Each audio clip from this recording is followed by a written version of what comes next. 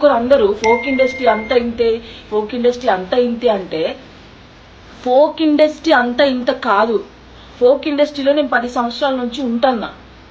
నాకు folk industry బువ్వ పెట్టింది. ఈరోజు జాను లిరి అనే ఒక అమ్మాయి ఉన్నదంటే ఫోక్ ఇండస్ట్రీ వల్లనే, ఆ పాటల వల్లనే, జానపద పాటల వల్లనే నేను ఈరోజు ఇక్కడ నిల్చున్నా.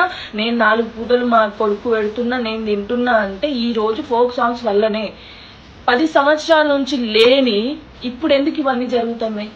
మేమున్నప్పుడు, ఫోక్ ఇండస్ట్రీలో మేమున్నప్పుడు ఏ ప్రొడ్యూసర్ వల్ల గొడవలేదు, ఏ డిఓపి వల్ల గొడవలేదు, ఒక హీరోయిన్ వల్ల గొడవలేదు, ఎలాంటి అక్ర సంబంధాలు లేవు, ఎలాంటి లీగల్ అఫైర్స్ లేవు, ఏదీ లేదు.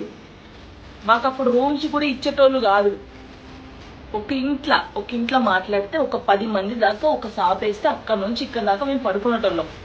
ఏది పెడితే అది తినేటోళ్ళం. కారం ఉంటే కారం, పచ్చడి ఉంటే పచ్చడి, ఏది ఉంటే అది మేము తినేటోళ్ళం. ఒకరు అందరూ ఫోక్ ఇండస్ట్రీ అంతా ఇంతే, ఫోక్ ఇండస్ట్రీ అంతా ఇంతే అంటే ఫోక్ ఇండస్ట్రీ అంతా ఇంత కాదు. ఫోక్ ఇండస్ట్రీలో నేను 10 సంవత్సరాల నుంచి ఉంటున్నా.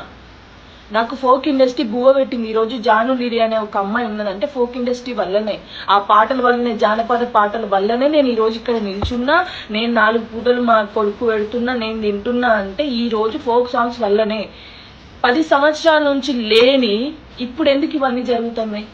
మేమున్నప్పుడు, ఫోక్ ఇండస్ట్రీలో మేమున్నప్పుడు ఏ ప్రొడ్యూసర్ వల్ల గొడవలేదు, ఏ డిఓపి వల్ల గొడవలేదు, ఒక హీరోయిన్ వల్ల గొడవలేదు, ఎలాంటి అక్ర సంబంధాలు లేవు, ఎలాంటి లీగల్ అఫైర్స్ లేవు, ఏదీ లేదు. మాకు అప్పుడు రూమ్స్ కూడా ఇచ్చేటోళ్ళు కాదు. ఒక ఇంట్లో మాట్లాడితే ఒక 10 మంది దాకా ఒక షాప్ వేస్తే అక్కడ నుంచి ఇక్కడ దాకా మేము పడుకునేటోళ్ళం. ఏది పెడితే అది తినేటోళ్ళం. కారం ఉంటే కారం, పచ్చడి ఉంటే పచ్చడి, ఏది ఉంటే అది మేము తినేటోళ్ళం.